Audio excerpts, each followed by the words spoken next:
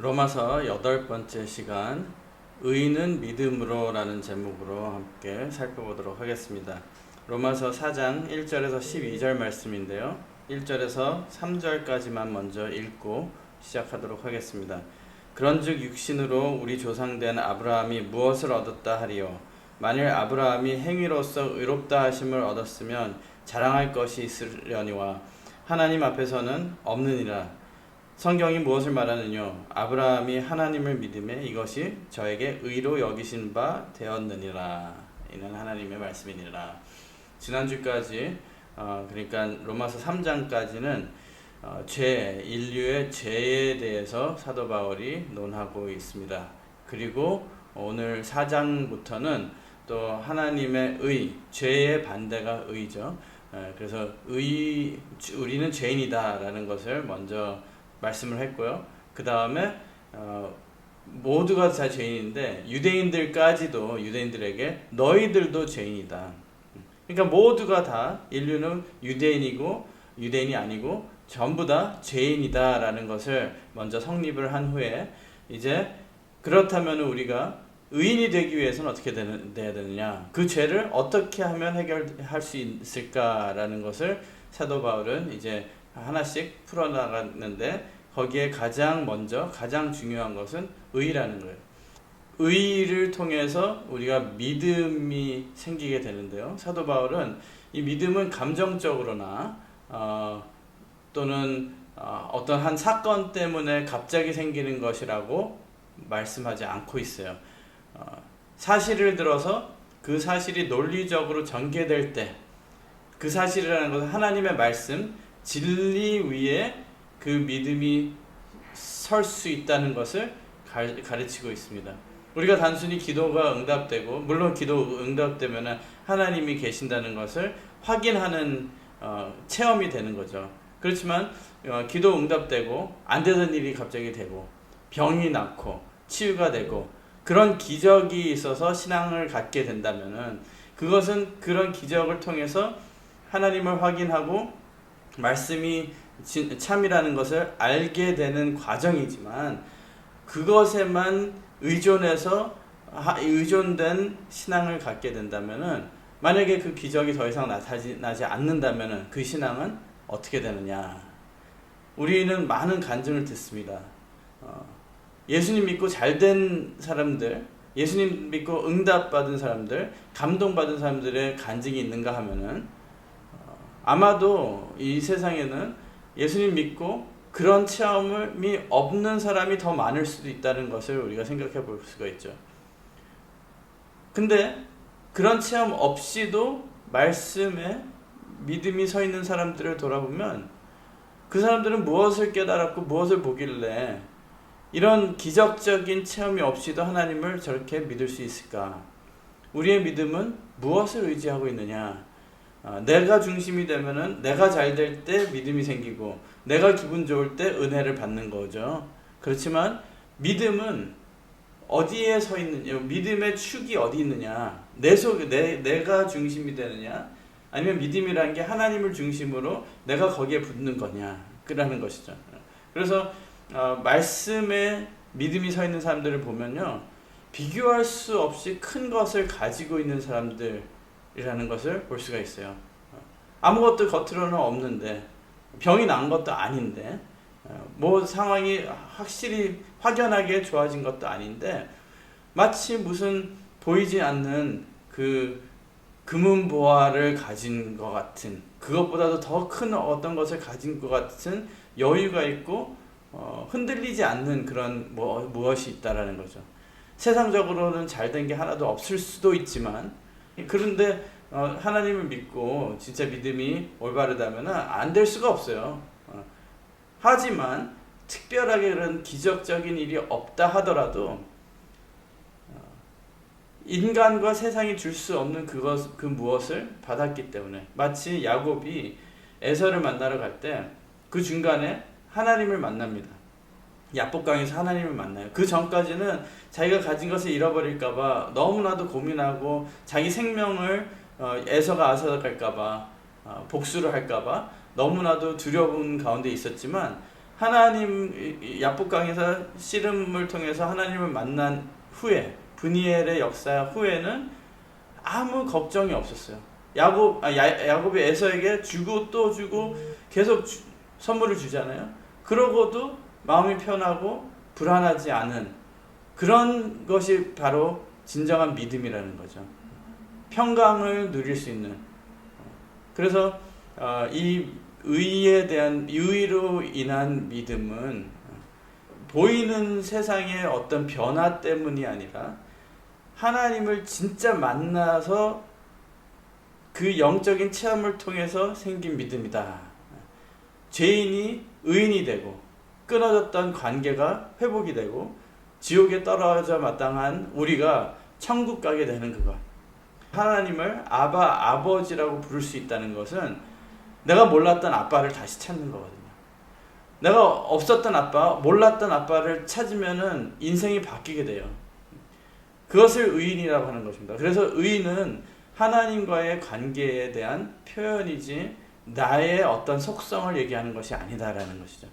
의인은 하나님과의 관계에 대한 표현이고 내가 죄짓지 않는 존재가 돼서 의인이 됐다고 하시는 것이 아니라 하나님과의 관계에 있어서 용서받고 자녀가 되었기 때문에 의인이라고 불러주신다는 것이죠. 의에 대한 얘기하는데 유대인들은 자꾸 우리는 아브라함의 자손이고 다윗의 자손이기 때문에 우리는 의인이다라고 자부를 하니까 사도 바울이 오늘 본문에 그것을 설명을 하는 거예요. 아브라함은 어떻게 해서 의의 조상이 되고 믿음의 아버지가 되었나? 그리고 다윗은 어떻게 통일 이스라엘 왕이 되었는가? 어떻게 해서 죄사함을 받았는가? 그래서 처음으로는 아브라함에 대해서 아브라함은 율법 이전에 의롭다함을 받았다. 율법을 통해서 율법을 지킴으로 의로워지는 줄 알았는데 아브라함은 율법 받기 전에 율법이 주어지기 전에 의롭다함을 받았어요. 무엇으로? 하나님과의 관계에 있어서 믿음으로 의롭다함을 받았다라고 그랬어요. 믿음을 보시고 의로 여기셨다. 근데 그 믿음 자체가 무엇이냐? 믿음은 어디서 나왔느냐? 여기서 의로 여기셨다 할 때 여기다라는 것은 신용을 주다, 크레딧을 준다는 거예요. 우리가 신용카드, 크레딧 카드를 쓸 때 우리 돈으로 먼저 쓰는 게 아니라 그 신용을 먼저 쓴 다음에 그 쓴 만큼을 갚는 거잖아요. 그래서 우리를 예수 그리스도를 인해서 먼저 의롭게 되는 거예요. 우리가 한 게 있어서가 아니고 우리가 잘나서가 아니고 우리가 죄 안 짓는 사람이 되어서가 아니고 먼저 하나님께서는 우리를 택하시고 우리를 그리스도를 쉽게 얘기하면 예수님을 담보 잡아서 아브라함을 의롭다라고 먼저 얘기를 하신 거예요. 그 다음에 그 의를 통해서 예수님의 의를 통해서 예수님을 알아가는 그 은혜를 알아가게 되는 그 과정이 믿음의 과정이다. 그래서 의로 여기셨다, 의롭다 여기셨다라고 그랬어요. 아브라함을 어떻게 그러면은 먼저 의롭다 해주시고 훈련을 시작하셨는가? 그 다음에 알려주신 것이 무엇인가? 어떻게 의롭게 하시나? 창세기 15장 6절 말씀 보면요. 아브라함이 여호와를 믿으니 여호와께서 이를 그의 의로 여기시고 하나님께서 너에게 자손이 이렇게 많게 해주겠다. 그랬을 때 믿으니 그것을 의로 여기셨다고 그랬어요. 그 순간부터 하나님은 아브라함을 믿음의 길로 인도를 하시는데 어떻게 의롭게 하시는가? 먼저는 창조주 하나님을 알게 하셔요. 아브라함에게 나타나신 그 하나님이 창조주 하나님이라는 것을. 그래서 이스라엘 백성들에게도 출애굽시켜서 하나님 자신을 소개하시는데 모세를 통해서 말씀을 주셔요. 그것이 창세기예요. 제일 처음에 말씀하신 것이 너에게 나타난 야훼, 여호와 하나님은 바로 창조를 하신 하나님이다. 아브라함에게는 그것을 어떻게 알려주시는가? 이삭의 출생을 통해서 무에서 유를 만드시는, 불가능을 가능케 하시는 하나님이 바로 나다라는 것을 알려주시는 거예요. 그래서 아브라함이 확실하게 나는 아들을 낳을 수 있는 존재가 아들을 낳을 수 있는 사람이 아니다. 나는 아들을 낳을 수 없다라고 할 때 하나님께서 이삭을 출생케 하셨어요. 바로 무에서 유를 창조하시는 분이라는 것을 먼저 알게 하십니다. 우리가 하나님의 의를 입고 믿음이 생길 때 가장 먼저 인정하고 믿고 알아야 되는 것은 우리가 믿는 그 하나님 아버지는 창조주 하나님이시다 라는 것을 믿고 체험해야 된다는 것입니다. 그리고 나서 부활과 변화의 하나님을 알게 하시는, 부활과 변화의 하나님을 안다는 것은 산자의 하나님이신 하나님께서 죽은 자 된 나에게 생명을 주시는 분이다. 없는 생명을 만드신 것 같이 죽은 나를 산자로 만드시는 분. 그래서 이삭을 바치게 하셔요. 그래서 인간이 생각할 수 없는 죽음을 이기는 영원한 생명에 대해서, 산자의 반열에 대해서 알려주시는 거죠. 창조신앙에서 부활, 변화, 산자의 신앙까지 가는 길에 아브라함은 많은 실수와 연약함을 보입니다. 아브라함이 처음부터 잘 믿은 게 아니에요. 그러나 하나님께서 의롭다고 간주해 주셨기 때문에 아무리 실패를 했어도 하나님께서 일으켜 주시고 회복시켜 주시고 끝까지 믿음이 자랄 수 있도록 재차 확인을 시켜 주시는, 이런 기적에 의존하는 신앙이 아니고 하나님을 의존하는, 대상을 바르게 알고 믿는, 많은 신앙인들, 기독교인들은 사건을 믿어요. 기적의 사건을 믿고 그 해주시는 분이 누구인지를 바르게 알고 믿어야 된다는 것이죠.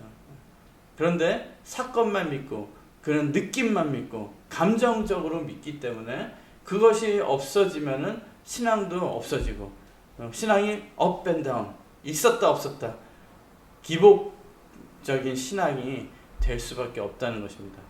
예수님께서 이 땅에 오셔서 가나 혼인 잔치, 나사로를 살리는 기적, 그 모든 것이 예수님이 그 창조하시는 분이다, 생명을 주시는 분이다라는 것을 알리시기 위해서 한 거죠. 매직쇼 같이 이것도 할 수 있다 뽐내려고 한 것이 아니고, 그런 거에 혹해가지고 쫓아오라고 하신 것이 아니잖아요. 요한복음 6장 말씀에도 오병이어 기적을 일으키신다며 너희가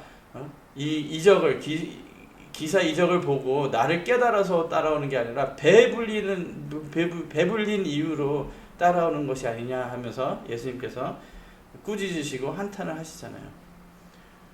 그래서 히브리서 11장 17절에서 19절 말씀에도 아브라함은 시험을 받을 때 믿음으로 이삭을 드렸으니 저는 약속을 받은 자로되 그 독생자를 드렸느니라. 저에게 이미 말씀하시기를 내 자손이라 칭할 자는 이삭으로 말미암으리라 하셨으니 저가 하나님이 능히 죽은 자 가운데서 다시 살리실 줄로 생각한지라. 비유컨대 죽은 자 가운데서 도로 받은 것이니라.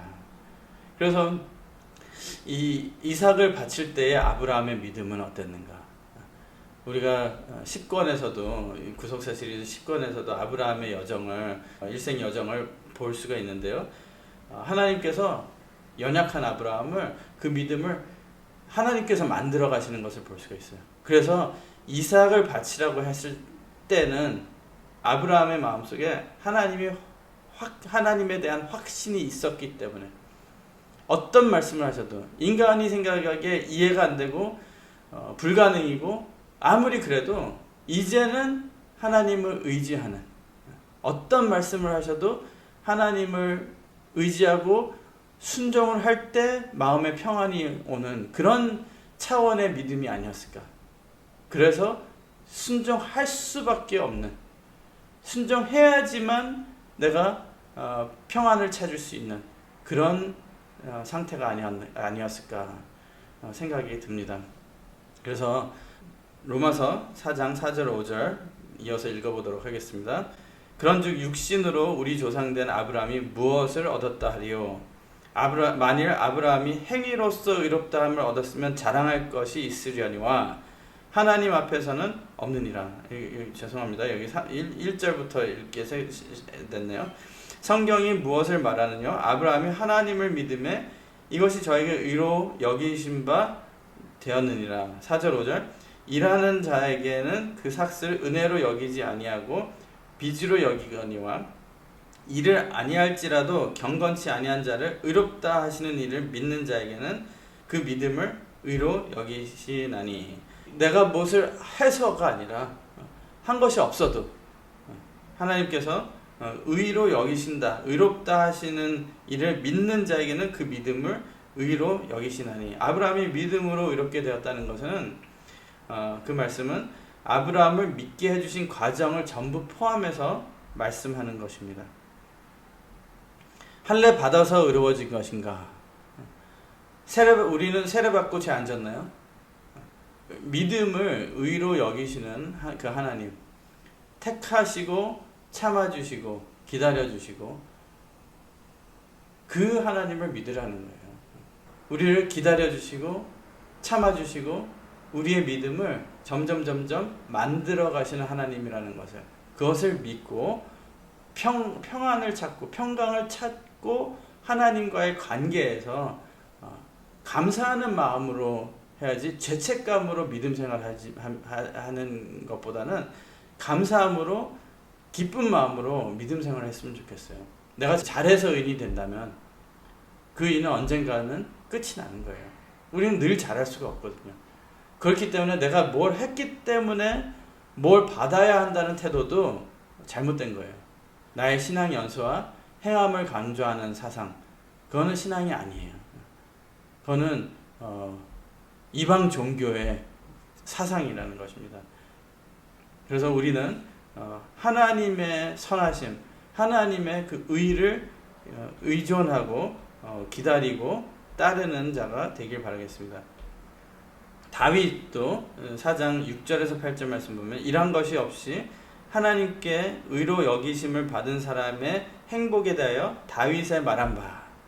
다윗도 이런 같은 체험을 하고 또 그것을 고백을 했죠. 그 불법을 사하심을 받고 그 죄를 가리우심을 받은 자는 복이 있고 주께서 그 죄를 인정치 아니하실 사람은 복이 있도다 함과 같으니라. 다윗도 이렇게 죄사함을 받았어요. 하나님께서 회개케 해주시는, 다윗의 마음이 착해서 회개한 것이 아니라 하나님께서 회개케 해주시고 또 그 죄를 인정치 않아주시는 그런 은혜, 그것이 바로 하나님의 의다라는 것입니다. 그것을 믿을 때 그 의를 우리에게 선물로 주신다라는 것이죠. 마지막으로 로마서 4장 9절에서 12절 말씀 읽고 마치겠습니다. 그런즉 이 행복이 할례자에게뇨 혹 무할례자에게도뇨 대저 우리가 말하기를 아브라함에게는 그 믿음을 의로 여기셨다 하노라. 그런즉 이를 어떻게 여기셨느뇨? 할례시냐 무할례시냐? 할례시가 아니라 무할례시니라. 저가 할례의 표를 받은 것은 무할례시의 믿음으로 된 의를 인친 것이니 이는 무할례자로서 믿는 모든 자의 조상이 되어 저희로 의로 여기심을 얻게 하려 하심이니라. 또한 할례자의 조상이 되었나니 곧 할례 받을 자에게뿐 아니라 우리 조상 아브라함의 무할례시에 가졌던 믿음의 자취를 쫓는 자들에게도니라. 할례는 의인이 된 증거예요. 근데 우리가 이 시대에는 세례라고 생각할 수도 있고 우리의 믿음의 고백이라고도 생각할 수 있는데, 할례 받았기 때문에 유대인들은 우리는 의인이다, 할례 받았으니까 의인이다.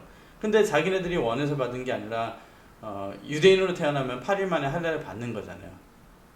그런데 사도 바울의 말은요, 믿음을 의로 여기신 것이 할례 때문이 아니고 할례 때문에 의로워진 것이 아니다. 순서를 바르게 알아야 된다는 거예요.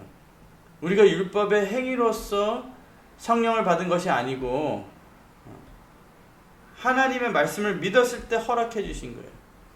그래서 할례와 세례는 예수님의 은혜를 받고 그 믿음이 생긴 것에 대한 고백이고 액션이지 거꾸로가 아니다라는 거예요. 우리의 선한 행위도 믿음의 삶도 의를 주셨기 때문에 가능한 것이지 내가 그렇게 살았기 때문에 의로워지는 것이 아니다라는 거예요. 의는 내 행실에 대한 설명이 아니라 하나님과의 관계에 대해서 죄인된 나를 찾아오신 하나님, 그래도 사랑해 주신 하나님과의 그 관계에 대한 설명이다라는 것을 바르게 깨닫고 우리가 하나님의 주시는 의의 은혜를 덧입어서 우리가 진정 의인이 되고 믿는 자가 되시길 주님의 이름으로 축원드리겠습니다. 기도드리겠습니다. 사랑의 아버지 하나님, 죄악이 가득한 우리를 의인으로 불러주시고 진짜 의롭지 않지만 인정해 주시고 예수님의 십자가로 먼저 우리의 죄를 사해 주시니 감사드립니다. 아버지 하나님, 아브라함과 같이 다윗과 같이 사도 바울과 같이 부족한 우리지만 하나님께서 큰 믿음을 허락해 주실 줄 믿사오니 믿음의 그 길을 하나님께서 인도하시는데 한 발자국 한 발자국 따라감으로 평강을 찾고 하나님 안에서 순종하는 삶에 기쁨을 누릴 수 있도록 허락하여 주시옵소서. 야곱과 같이 아브라함과 같이 이삭과 같이 보이지 않는 세계지만 그 세계의 놀라운 것을 발견하고 우리 그 선물을 받을 수 있도록 허락하여 주시옵소서.